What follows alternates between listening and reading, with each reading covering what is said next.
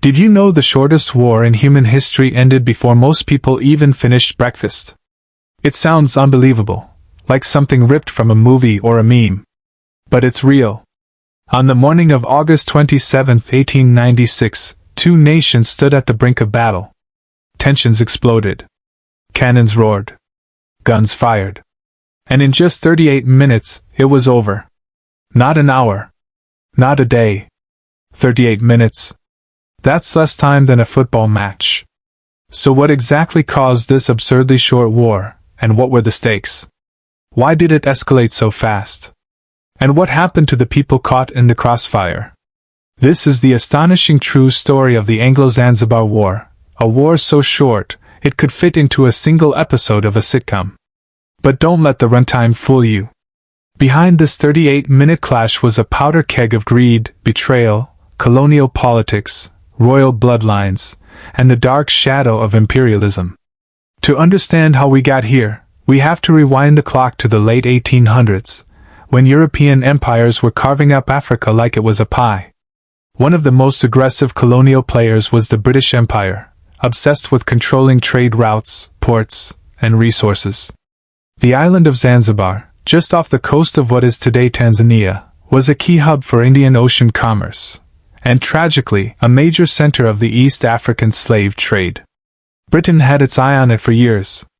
Zanzibar was technically an independent sultanate, ruled by Arab elites who had ties to Oman and the Persian Gulf. But by the late 19th century, British influence in the region was massive. British advisors, British treaties, British gunboats. It was colonialism without the name tag. But one man held symbolic power, the Sultan of Zanzibar. In 1893, a sultan named Hamad bin Thawani came to power. He was cooperative with the British. Polite even. He played their game, didn't rock the boat, and was essentially their puppet. Britain loved him for it. He ruled for 3 uneventful years, until suddenly, on August 25, 1896, he dropped dead inside the palace. Some claimed natural causes. Others suspected foul play. But within hours, the palace doors opened and a new man stepped forward, Khalid bin Barhash, the dead sultan's nephew. The British were furious. Khalid had taken the throne without British permission. He wasn't their pick. He had ambition. He had weapons. And most of all, he had the palace. Within minutes, the situation spiraled into a dangerous standoff. Khalid refused to step down. The British refused to recognize him. And both sides began preparing for war. But Khalid had no idea what he was really walking into. He thought he could bluff, negotiate, maybe even rally local support. What he didn't know was that Britain was done playing games. Within 24 hours, Royal Navy ships began to arrive in Zanzibar's harbor. Warships, Marines, sailors, and at their head, a man who would not hesitate, Rear Admiral Harry Rawson. Khalid barricaded himself in the palace with 2,800 soldiers and slaves, some armed with muskets, others with swords. He even rolled out a few small cannons and brought in a royal yacht with some rusty guns. It looked like a defense. But against the British Empire? It was suicide.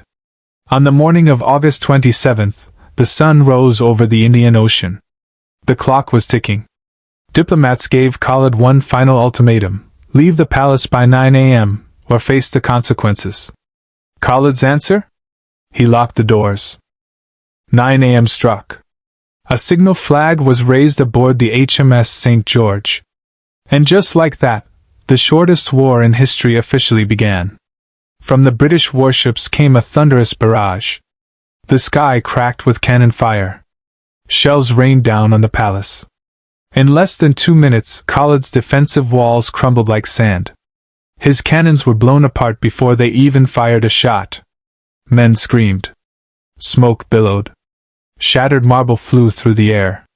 The Sultan's guards, many of them poorly trained slaves, either fled or died where they stood. The palace, once a symbol of Zanzibar's royal authority, was now a burning ruin. By 9:10 a.m., less than 10 minutes into the war, Khalid's forces were decimated. Hundreds lay dead or wounded. The royal yacht, meant to be an escape ship, was sunk by British guns, its crew leaping into the harbor. And Khalid himself? He vanished. By 9:40 a.m., the war was over. British forces had completely neutralized the opposition. There was no counterattack. No battle plan. No second wave. In under 40 minutes, the British had destroyed an entire regime. So where was Khalid? That's where the story takes another twist. As smoke still poured from the palace ruins, Khalid had slipped out the back door, disguised, some say, as a servant or a woman in a veil. He ran through the streets, dodging bullets and chaos, until he reached the German consulate. Why Germany? Because the Germans and British were rivals, and Khalid hoped they'd protect him from arrest. And they did. Despite British protests, the Germans smuggled Khalid out of the city on a small boat. He was taken to German East Africa, modern-day Tanzania, where he lived in exile for years. He never regained power. Never returned to the palace. His reign, if you can call it that, lasted less than 2 days. But the war's real consequence wasn't just Khalid's downfall, it was Zanzibar's fate. After the war, the British installed a new Sultan, Hamad bin Muhammad, a man far more agreeable to British interests. Under his rule, Zanzibar became a British protectorate, losing any real independence. And though slavery was officially abolished just a few years later, the colonial grip tightened.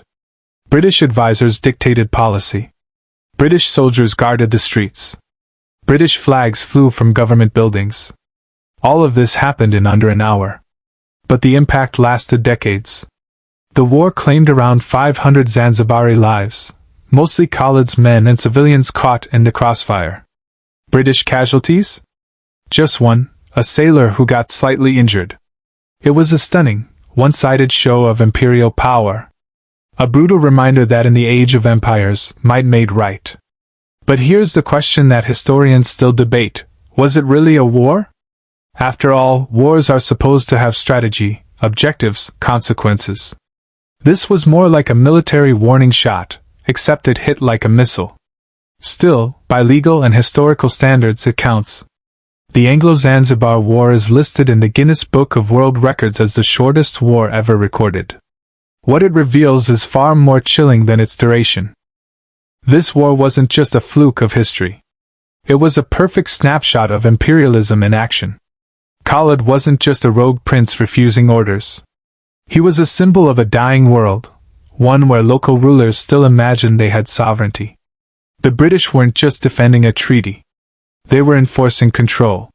And when that control was challenged, even slightly, they responded with overwhelming force. In less than 40 minutes, they erased a government, installed a new one, and reminded every other territory in their empire, obey, or be destroyed. Think about it. A palace bombarded. Hundreds killed. A city shaken. All before the sun had fully climbed the sky. But maybe the most haunting part of this story is how little it's remembered. The Anglo-Zanzibar War is often treated as a quirky historical footnote, something you'd read in a trivia book or hear in a pub quiz. Did you know the shortest war ever lasted only 38 minutes? It's a punchline.